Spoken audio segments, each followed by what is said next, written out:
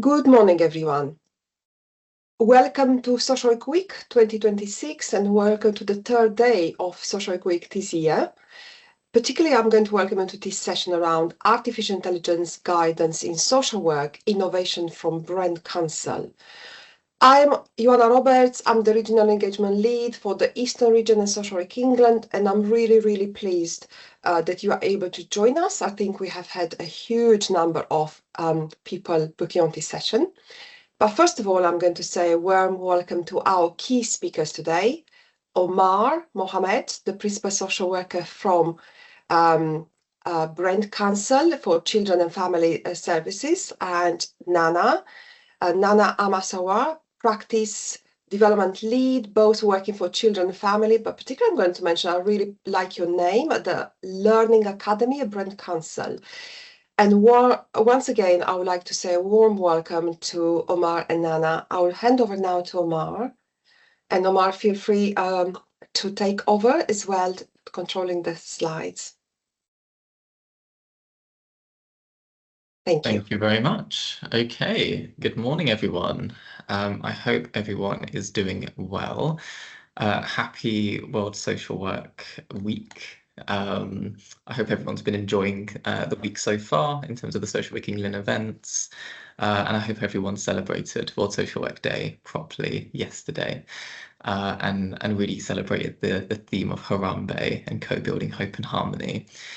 So my name is Omar Mohamed. I'm the Principal Social Worker for Children and Families at Brent Council.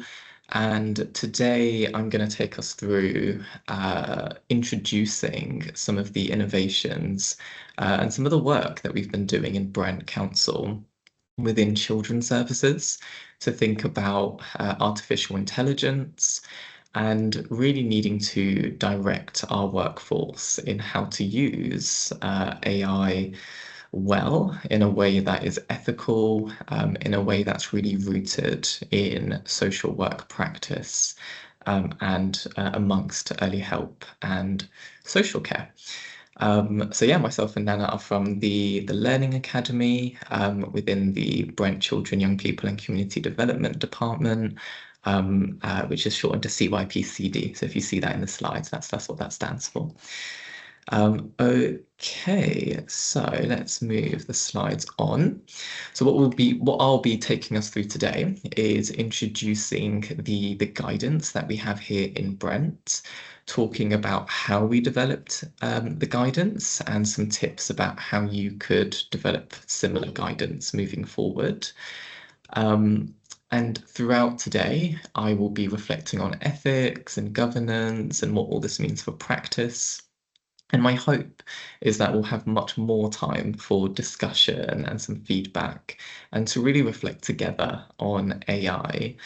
And a really big expectation to set is that, we aren't the experts necessarily in Brent. We are all across, the United Kingdom trying to grapple with artificial intelligence.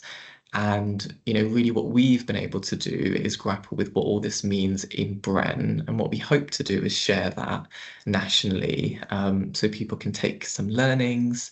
But of course, that would then need to be contextually relevant for your context. So in no way are we saying that we've figured out all the answers and things will continue to develop as time goes, but hopefully this will give you some insight into where we've tried to be a bit innovative and move this forward for our workforce. So I can't really talk about Brent or present Brent without talking about our ways of working. So some local authorities have a practice framework. We call ours our ways of working. And it's titled, This is Brent, CYP, and we now have CD as well. And this is how we grow. And as you can see, we have the image of a multi-fruit tree. And really to introduce and recognise that Brent is one of the most diverse local authorities in the UK, and our families' needs are continually changing, so we're always being responsive and adapting. And so we have our trunk, which represents our values, such as integrity and creativity and, having high expectations for our children and families. And then we have our branches, which is more about kind of how we work with people, some of those guiding principles about being curious, courageous, and kind. And we feel that our earth of the tree symbolizes the fact that we are an anti-racist organization with anti-racist roots. We're an inclusive and intersectional local authority. And we also root ourselves in practice approaches such as systemic practice, trauma-informed, signs of safety, contextual safeguarding, and restorative practice. And we bring all that together to hopefully grow some fruits, which are our outcomes that we want our children and families to achieve. So really that's an introduction into what it's like to work at Brent and kind of what guides us. So just that reminder of some of our values and our behaviours. So moving on to artificial intelligence more specifically, our vision for AI has really been trying to manage the fact that AI has ethical concerns and concerns about what that means for us as really relational workers in the social care profession. And so we've really tried to think about how we can prioritize ethical and relational practice that supports relationships and professional judgment. And we know that AI can help to reduce some of the admin burden that we have and improve some consistency across our practice.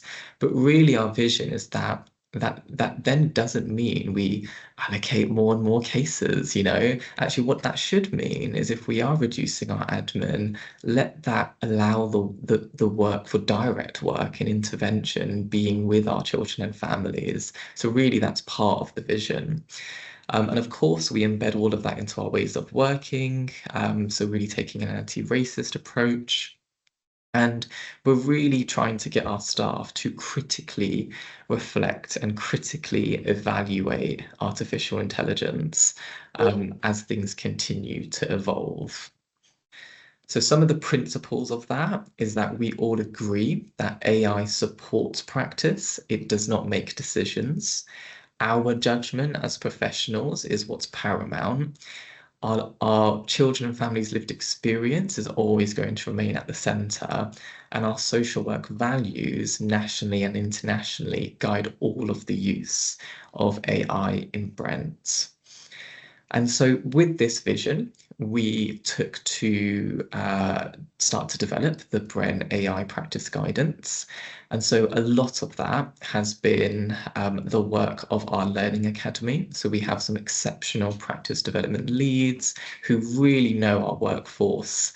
And as part of the principal social worker activity with the workforce is really listening to some of the anxieties and reflecting on what is the potential of AI across our workforce, as well as starting to map some of the existing use of AI that's quite informal and there's really not too much guidance on that at the moment. And just a flag for everyone here, part of organizations, I must tell you that there is absolutely someone in your organization who is informally using AI with or without guidance, whether that's ChatGPT or Copilot or something else, because there's so many models out there. Someone is using it. And really, that's why we wanted to respond promptly, is because we know that people are using it without the guidance of ethics and the social work values. And so that's why we felt this is a real priority for us to really understand where people are using it and then how we can develop support around that. Really, to develop the guidance, we haven't just thought about what this means in early help and social care or across CYPCD. We've then also taken a multidisciplinary approach to think about how we work with our amazing IT service, our legal service, and our information governance and data protection service. And that actually led to the clarification that in Brent, we are formally only adopting the use of Microsoft 365 Copilot. and all other forms of AI within children's social care is not permitted. It is not to be used, and that would be breaching data protection. So in Brent, where we have got to is that we use Microsoft 365 Copilot. So now when I kind of talk about or reflect on AI in this presentation, I am now more so talking about Copilot. And so with that kind of decision being made, we started to work with the workforce to draft some of the ideas and regular consultation spaces with the workforce. And that included a steering kind of working group consisting of social workers that are family facing, as well as managers and senior leaders, as well as those that are alternatively qualified professionals, to really bring people together and think about what does this mean for Brent. That co-creation aspect is really important to everything we do in the Learning Academy. So that guidance was built through that collaboration, as well as with, of course, as I said, our data protection and our digital partners.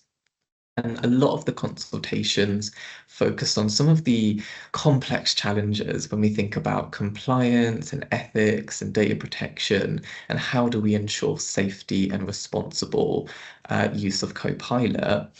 And so we had multiple consultation rounds, and I think where the workforce really supported us was with terminology and just making sure that that was really rooted in practice, moving through kind of what the expectations would be, as well as some feedback about accessibility and reasonable adjustments. But also just thinking about the variety of skills that people will have with technology amongst our really diverse workforce. And so now our final AI Copilot guidance in Bren includes training materials and quick reference guides, and a really clear plan of, yes, you can launch a guidance, but then you also have to implement it. And so that includes really clear comms and training, workshops, drop-in sessions to really make sure that the workforce are well supported with a culture change and a culture shift amongst the organization. So some of the core ethics for the Copilot use we have is that we all agree that social workers retain the full responsibility and accountability for all decisions made, even when they are being assisted by Copilot. And it's even in the name, Copilot is called Copilot because it's a Copilot, right? It's not the auto or the solo pilot, right? It is there to assist us. And actually, what that allows us to kind of keep at the forefront is that social workers and our practitioners are the ones that hold the critical thinking, and they are the ones who can verify the information that's being given by Copilot. And that takes time. Part of one of our really, big concerns of Copilot and AI generally is that these programs can have bias and hallucinations within the algorithm. And I've seen this when I have, tried using Copilot, for example. I think there was something, in Brent where, we were making an announcement about food and maybe some staff reporting some foods were more smelly and the kind of what that felt like in the office. And Copilot straight away went to Indian food and African food as the most smelliest food. And if you didn't criticize that, then can you just imagine, what that would do to the workforce if you put the comms out there to not bring your chicken tikka masala or whatever it is, to work? That would be discrimination. That would be a disadvantage to already racially minoritized and marginalized groups. So we must criticize, we must evaluate the work of AI and Copilot. And so we're very confident that we are now using Copilot, and we want our practitioners to be clear with multi-agency professionals, and our children and families that we use Copilot as a way of working as part of our processing of information and data, and especially in more sensitive contexts. If Copilot is being used, people have the right to be made aware of that. But really, just going back to that really core expectation that, the human behind the work that we do is going to interpret whatever Copilot tries to give us, whatever the output is. And we know how to respect cultural, linguistic, and contextual nuances that Copilot is still trying to learn. So that's really important for us to continue to maintain. And so with data protection, we know that Copilot is approved on our Brent issued devices, and we have specific permissions. And we know that the use of Copilot aligns with GDPR and the Data Protection Act and our internal policies. And all information that's entered into Copilot in Brent is data encrypted and protected, which also includes information from, so we use Mosaic. So if we're going to, pull a child and family assessment, which is such sensitive information for a family, well, we can actually put that into Copilot because of our data encryption, and utilize that information as part of our normal processing of information. But what that then means is confidential and sensitive data must not be entered into other AI tools, especially ChatGPT. The way ChatGPT works and others, they are, machine learning. They learn from what people give into the machine.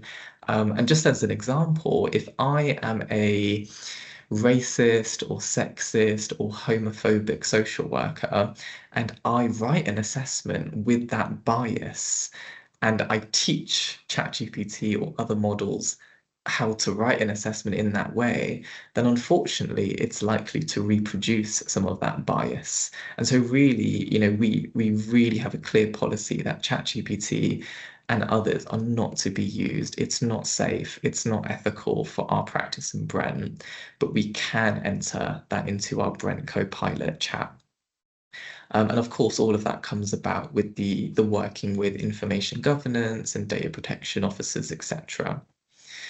So just that reminder that personal data is any information relating to an identifiable person who can either directly or indirectly be identified by reference to any identifier. So that could be CCTV, photos, a reference number, exam results, biometrics, etc., etc.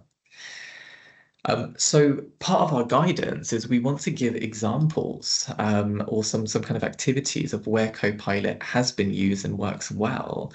So we've seen Copilot be used to draft or polish case summaries that we expect from our practitioners, as well as reports and letters. And we've also seen it work well to reorganize notes and minutes into more structured categories. We've also seen that Copilot can help us start to generate some ideas, maybe some interventions, or where we can find certain resources, as well as thinking about drafting or preparing yourself for supervision with some reflective prompts and getting yourself thinking. And Copilot has also helped, when, especially for our neurodiverse colleagues, in terms of checking clarity and tone and readability. And sometimes I know I'm in such a rush when I'm writing a very, I need this email out now, and I will sometimes just put that into Copilot and just please check the clarity on that and just make sure it reads well. As well as, even in the Learning Academy, we found we can start putting things together for like training materials and briefing notes, going into a meeting, etc. Just as a reminder, all of that needs to be quality assured and checked and criticized and evaluated. We do not blindly ask Copilot to do something and we send it out. We must use our human and professional knowledge, skills, and expertise on all these aspects. So I've been talking for a little bit, so I'm now going to ask for the chat to be opened up, and just kind of get people thinking and see where people's minds are at with Copilot so far. So just thinking about what you've heard in Brent so far in terms of what our expectations are. Let's say you're writing a child and family assessment and you're really pressed for time. Would you use Copilot to structure the assessment? I wonder if you can put some thoughts into this chat.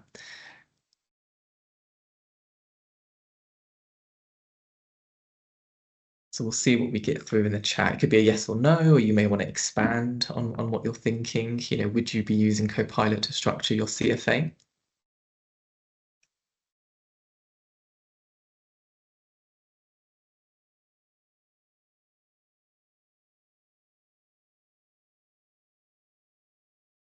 So we've got some feedback about polishing a paragraph, not necessarily the whole assessment. We've got a few yeses about structuring the assessment. Got a maybe. Yes, as long as it's being reviewed by a social worker, ensuring that it's being critically reviewed. For structure, it's okay. Some people are saying no, maybe not for structure, but it can help to think about impact. We're getting loads and loads of feedback, and I think the majority are saying yes, but we definitely have a few people saying no. Thank you for that. I mean, what I would say, there's not necessarily a right or wrong answer, but at least in terms of what our guidance would say in Brent, is that you could use it to structure the assessment. And we already have a structure for an assessment, but if you wanted to just kind of pull some notes together and into a bit of a structure, that may be a helpful starting point. But of course, going back to what people have been saying in the chat, which is you absolutely need to then be reviewing that and critically evaluating the work, and writing that in a way that's good for our children and families. The next bit is your manager has asked you to finish the section 47, child protection investigation report, and you've not had time to start. And obviously we know that the timescales for that are quite quick. Would you use Copilot to write this for you, this section 47? So let's see if there's any feedback on that. Straight away, we're getting no's, not for child protection. Some capital letter no's, which I agree with. Got a maybe, which is interesting. I think our guidance would be absolutely not. We can't have Copilot writing a section 47. We know in children's services, the government redesigns is really pushing or really valuing, I think, the child protection expertise that we have. That is something that Copilot, I don't know whether it will ever get to that point of what a social worker would do in terms of a section 47 analysis. And so, yeah, unfortunately, we would not be thinking about Copilot in that way. Potentially some ideas or structuring or sense checking or helping with readability, that sort of thing, but definitely not writing it for us. And the third one, which is a parent with limited command of the English language, asked for a translated written summary of the visit. And so would you use Copilot to translate that? I wonder what people think about C. Got some yeses, some nos. That's interesting. People are reflecting, do we actually know more, like, how much do we know about the accuracy of the translation?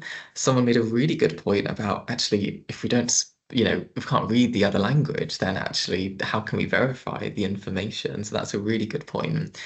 I think what we've said, and especially in Brent, where we have so much racial and ethnic and linguistic diversity, is that if it is a summary of a visit, if it's quite a small text, so far in at least the Copilot we're using, it is seemingly accurate in terms of how it's being translated.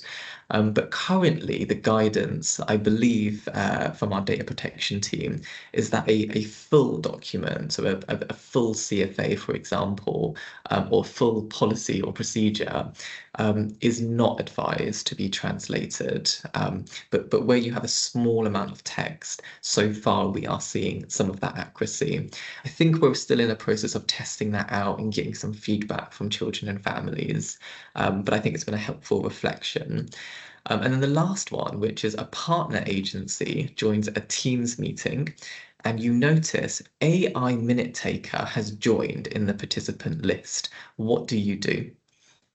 So we've got someone say they've seen D happen multiple times, made the chair aware so they can check the policy. AI bots are getting booted out because they create a conflicting official account of minutes. We're thinking about removing them, raising it immediately. We can't ensure the data protection. We should be removing AI bots. It's a potential data breach. You guys, honestly, it's like I'm talking to the data protection team because you've absolutely got it, which is an AI minute taker bot is not data encrypted. It potentially is machine learning, and we have no idea where that data is going, and what company now owns that data. So please do, well, at least in Brent, we are saying, if you see an AI minute taker bot come into a meeting, that's a data protection issue. And really, you should not be sharing any information until that has been booted out of the meeting. So that's kind of where we've got to in Brent. We're going to close the chat for a little bit, but there will be some more activities, and I am absolutely loving the engagement so far. You guys have been brilliant. There's a few more slides for me to get through, but I think we've already got some really good engagement, and we'll still have some time for Q&A. So thank you guys so far. We've had some feedback that the do's and don'ts bit is really helpful. Some people like a good do's and don'ts. So we've got do, keep relationships central. Do use Copilot as a supporting tool, not a decision maker. Do review and validate and edit the outputs. And do notify others when using record and transcribe in direct meetings with others. And the clear don'ts is don't allow Copilot to drive your interactions. Don't copy and paste Copilot into records without reviewing it first. And really, I find that I have to continually rewrite Copilot text because it just doesn't feel like human language, or it's not how I would write necessarily. Don't input anything confidential or personal data into other AI systems like ChatGPT. And at the moment, we're saying don't use Copilot to translate whole documents into multiple languages because we're still testing that out. And where that should improve moving forward, we will update the guidance on that. So in practice, what we are seeing and continuing to hope to see is that Copilot assists people with drafting and summarizing, and really helping the workforce be a bit more efficient in some of those admin workflow tasks. But really, we know in practice that this is an ongoing implementation. So we're now in a process of making sure we've got AI leads, who are people in practice, social workers, managers, etc., who people can go to reflect on AI use, as well as having workshops and drop-in sessions to really help with that competence. And we're really, really clear that everyone is going to be quite varied in their confidence, and so we're going to continue that training. And yeah, really continue the focus and the direction from all levels across Brent is that ethical use is really to be promoted. I want to introduce to you the GCSE prompt framework. Please don't worry, you're not going to be doing GCSEs as our Year 11 students are doing. But this is more about thinking about what is the goal that we have when we are talking to Copilot. And Copilot needs you to tell Copilot what to do. Copilot is your Copilot. You need to be clear with Copilot. You need to give it a defined goal of what you're wanting it to do. You need to set the context when you're talking to Copilot, provide the background so they understand the purpose and the audience, give it the source. So say, Copilot, pull the information from this document, from this email, from this website, and then give it very clear expectations, the desired output format, the tone, the length, what you're actually wanting it to do. Some people talk to Copilot like it's a best friend and it's just a chat here and there and maybe a few words, and then you get something what you were not looking for. And that's because you're not talking to Copilot in the way that it needs you to. And we've really found that the GCSE framework for effective prompts has really benefited the workforce. So some examples of that is us saying, here are my bullet point notes from the home visit. Please turn them into a draft summary of the home visit template in third person in neutral tone, and then you would attach the template or reference it, etc., etc. Or give me a list of good supervision reflection questions about parental engagement in neglect cases, etc., etc. And so you can see how actually, if you're talking to Copilot better, you're going to get what you're looking for in terms of prompts. And some tips to really criticize and evaluate is you are the boss of Copilot in when you're talking to it, and so you can say things like, well, can you flag where you made assumptions? List the outputs as bullet points, write in third person, professional tone, avoid the technical jargon, and give me 2 to 3 options with pros and cons. And what you're doing by prompting Copilot more rather than just accepting the first response is you're identifying where Copilot has guessed and made an estimation, because it does that sometimes, and you need to challenge it. You can scan and edit, and see the thinking and how they got to certain bits. You can improve the readability and kind of critically review kind of what it's giving you.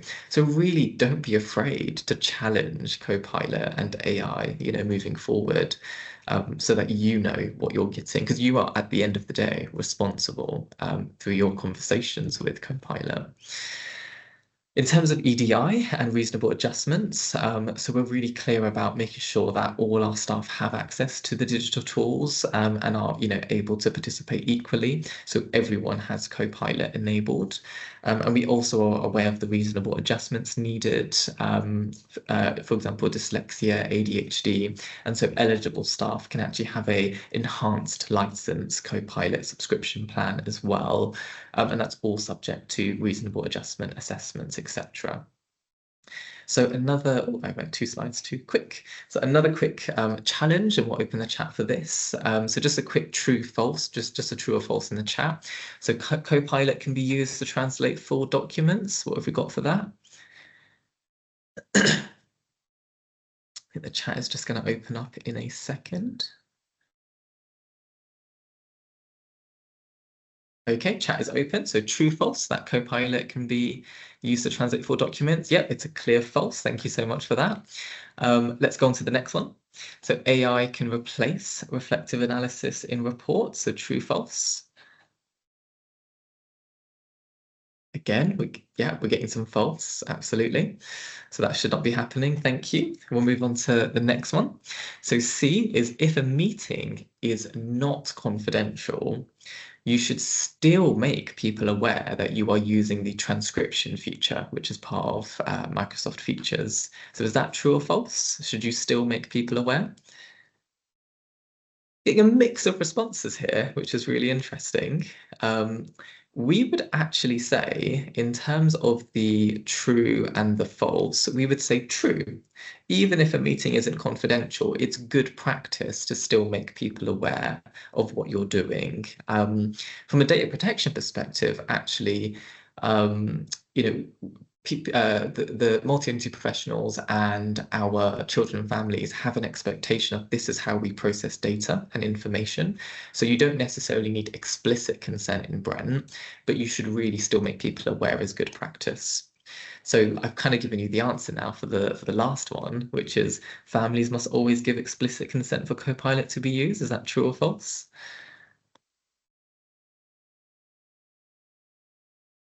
So definitely a mix, and where I think the gut feeling is to always say true.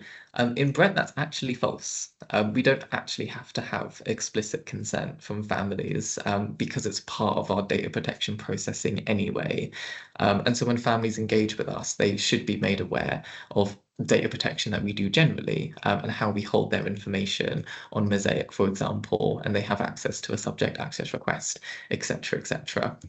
So whilst absolutely good practice to be letting families know what we're doing, it's actually not needed for the explicit consent. So it gets you thinking. And then the last activity is red flag, green flag. So let's have a think about this. So red flag would be, oh, we should not be doing that. And green flag is, oh yeah, absolutely, that's okay. Let's move that forward. So the first one is using Copilot to draft a supervision summary. Is that a green or red flag? Okay, we're getting some feedback. Yeah, more and more greens. Yeah, we would say that's green. So let's go on to the next one. Using Copilot chat on a personal device. So is that a red or green flag for B? Okay, lots of red flags. Yes, yes, definitely a red flag. If you're using Copilot chat on a personal device and if you're, for work and you're reflecting on families' experiences, etc., that's not data protected. So we'd really avoid that. And so moving on to the next one. So relying on Copilot to rewrite direct quotes from a family. So what do we think about that with a red or green flag?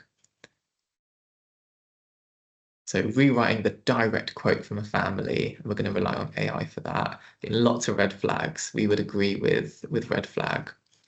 So let's go on to D, which is using Copilot generated minutes or transcription in a Met Police attended meeting. And maybe for our London local authorities here, I wonder what your perspective is on whether you should be using Copilot and transcription in a Met Police attended meeting, like a strategy meeting, etc. So lots and lots of reds, which is interesting. We had maybe a few greens. Currently, the guidance from the Met Police is not to use AI in their meetings. But I think here and there with conversation, and I'd probably recommend you have a conversation with your police force to check that. And then we're almost there. So E is using Copilot to help simplify language for a young person. Would you do that? Is that a green or red flag? Lots of green flags, which is good. Lots and lots of green flags for that. We would recommend that. Yeah, we can absolutely use it to simplify language a lot, with a lot of sense checking. And then lastly, F, which is using AI to produce a professional tone version of a report. Is that a green or red flag? So the chat is going so fast. I love it. I think we're getting lots of green flags for F, and we would agree with that. Absolutely a green flag. So to finish off, I just want to leave you with a reflective question to really take away today, which is thinking about a family you've worked with where trust building was particularly difficult due to the previous negative experiences of social workers. How might the use or the misuse of Copilot either strengthen or weaken that trust? And really, we want to always bring back to the lived experiences of children and families. It's really important that we are talking to our children and families about how children's social care is developing. We're doing so much in terms of the Families First Partnership Programme. And we really need to be having those conversations as we continue to develop our practice and our redesigns. And really, the children and families' experience must always remain paramount and remain central to everything we do. I say this a lot as the principal social worker, which is, what's expected nationally as a PSW is the voice and the bridge between practitioners that are family facing and our senior leadership. But I also feel really strongly that the principal social worker is also a bridge between children and families, our individuals across our communities and our communities generally, as well as our organisation, our practitioners, our senior leaders, etc. And so really just that reminder to all of us to end on that. Let's let the children and families be heard and empowered to give their perspective on what's happening throughout all of this. So we're now going to go into some feedback and some discussions, and I believe we've got some questions in the Q&A. A massive thank you for listening to myself, and myself and Nana will be available to have a bit of a discussion for the next 20 minutes. Our emails are on the screen. I imagine people will still have questions for us. So please do get in touch, and we're more than happy to respond. Thank you. Thank you, Omar. Nana, if you want to unmute your microphone, that'll be fantastic. We do have already some questions coming through the Q&A function. Please feel free to add more if you want to. One of the questions, and I'm going to let you decide, Omar and Nana, which one do you want to take, is do you have any guidance on how newly qualified social workers use AI in their ASYE portfolio? That is a really good question. So I know from the principal social worker perspective, we have had some reflections, and I've kind of given my vision for our learning academy. which is why should we rob our new social workers from the opportunity to learn and to practice and to engage with the new knowledge, the new skills, and the new experiences that they will engage with as new social workers? And I think we often see a difference between a newly qualified social worker or a student who is using AI and Copilot in their practice quite a lot, compared to an experienced social worker or an independent reviewing officer, for example. And one of the key differences there is that if an experienced social worker is going to ask for a visit to be summarized, or for a letter to be rewritten in a child-friendly way, well, the assumption that we're making is that the experienced social worker already knows how to have done that, already knows how to have redrafted that letter in a way that would have been child-friendly. Whereas the new social worker may have never done that before or experienced that before. So I think in our learning academy, where we are responsible for students, newly qualified social workers, our ASYEs, our apprentices, etc., we really try to promote them to be given every opportunity to learn. And that may mean not always using AI as much as the experienced social workers will be. And so, yeah, Nana, if you feel like there is anything to add, Nana has taken through a variety of ASYE cohorts and supported our students throughout our learning academy. So please feel free to add anything. Thanks, Omar. So in addition to what Omar shared, we are also looking to have a focus group to look a bit closer at what else can we put in place to ensure that our newly qualified social workers and students are learning the skills and not wholly relying on AI tools. So that is one of our moving forward initiatives that we're looking into. Yeah. Thank you. Thank you. Thank you both of you, Nana and Omar. Should we look to another question? A lot of discussion is how we improve our own notes narrative. Are people using it, I guess it's referring to Copilot, more to minute take actual words of an individual during a home visit rather than, say, Teams meetings, and include those minutes in the reports? I'm keen to see how AI could be used as a more impartial note taker, reducing the power imbalance around who writes a report. Any reflection here, Nana? Yeah, thank you so much for that question. I think Nana could speak to what it's like with maybe a family member and thinking about Copilot and transcription in person, because I know that's something we're developing on. But just before Nana talks about that, I just wanted to reflect that the transcription feature within Microsoft Teams that Copilot, can then access and process that data has been very helpful.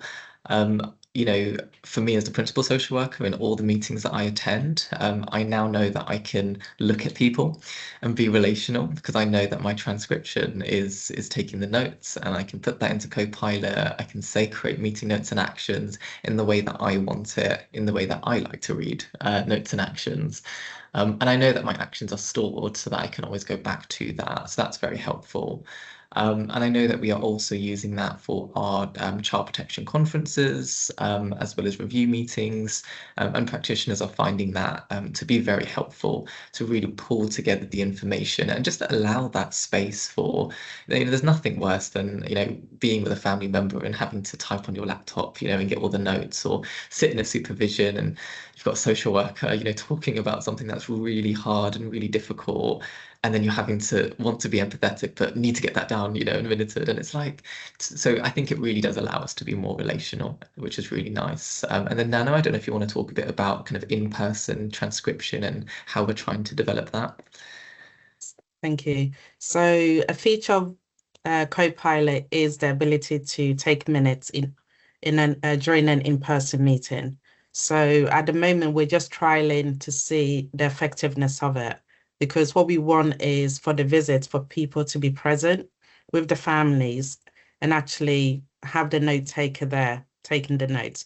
And with that feature, it does announce that there is a note taker in place. So in those circumstances, there will need to be consent sought from the families for the note taker to be present. But it is very early stages of our investigation to see if it's something we're going to actively promote the use of. It can be used quite effectively in supervision. So maybe one-to-one in-person supervision, it can be used like that because it makes it very easy to distinguish between two people. However, in a home visit, and which obviously can't control where people are positioned, you will not always get the most accurate recording or note taking. At the same time, even using bullet points, during home visits, we can take a few bullet points of key elements or what has been shared. Copilot can help to turn that into more of a narrative account. So it does have the potential, really. Yeah, but we're still in the early stages. Thank you, Nana. We still have lots of questions. I'll try my best to kind of select some of them. And maybe Nana, this is a question maybe you might want to develop further.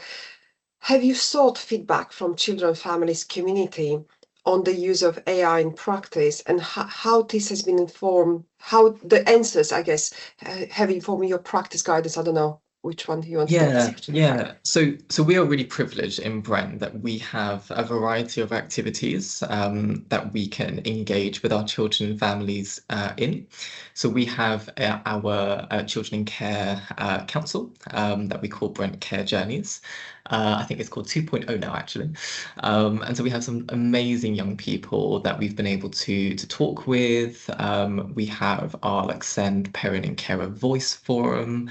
And we are in a process right now of continuing to develop our approach to working with children and families in a much more meaningful way, and using some of the Families First Partnership Programme funding to really embed and implement a process and a strategy for this. For example, we currently have a children, young people participation strategy, and we're quite interested in developing a parent-carer participation strategy so that we can do this effectively in all aspects of children's social care. So whilst all that has been developing as a result of FFPP, we have been having some kind of one-off conversations and consultations with families, just reflecting on all the different types of developments that are happening across children's social care. And AI and the development of this is one aspect. But what I'd really say is moving forward, that work needs to continue. We're really committed to continuing that conversation with children and families across Brent. And I'd really encourage everyone to be thinking in that approach and to be really trying to work towards a co-produced guidance towards your workforce when it comes to AI. Fantastic. Right. We are being encouraged, another participant, encouraged to use AI such as magic notes, very much used, isn't it, in other social work, particularly across the country, to write reports for us. I find it inaccurate. It takes a long time to rewrite the AI report. However, there is a pressure for us to use it to increase productivity. Any suggestions from any of you?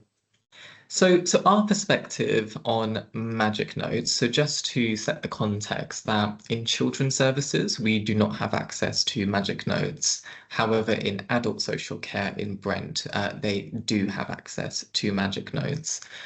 So I can't really speak on behalf of adult social care today, but at least from the perspective of children's social care, we have not felt that magic notes is something that we want to pursue, because we are thinking about how we can really utilize Copilot to meet all the needs of our workforce. And one of the, I think, benefits that I've really heard about magic notes is to be doing that in-person transcription. And we have heard some of those similar challenges about it not always being accurate. And so we are trying to develop how Copilot can do that for us, and how Copilot can be just that bit more accurate and meet the need of what we're already developing, rather than looking into another form of AI. So yeah, I think Magic Notes has its benefits. I think we've heard about some of the drawbacks. It's not a priority for us in children's social care at the moment. And we are interested in looking at other AI functionalities. For example, we are interested in exploring Mosaic, which is our kind of information, performance management system across children's social care. And we have heard that there are some Mosaic functionalities that we may be able to be looking into for our workforce when it comes to AI. But yeah, that's only on the cards at the moment. It's something to continue to explore. Thank you. Now, question, do you have retention periods for the transcription once written up, or do you keep them alongside your written up kind of documents? I don't know. Can you respond to this question? That's a good question. So in regard to retention, it's all outlined in our data protection policy. It's the data is processed in the same way as all data across children's social care. Fantastic. This is another question. Is your Copilot integrated into Mosaic? If not, how do you ensure it receives all the context necessary not to produce any skewed type responses? For example, being able to access any historical action or interactions.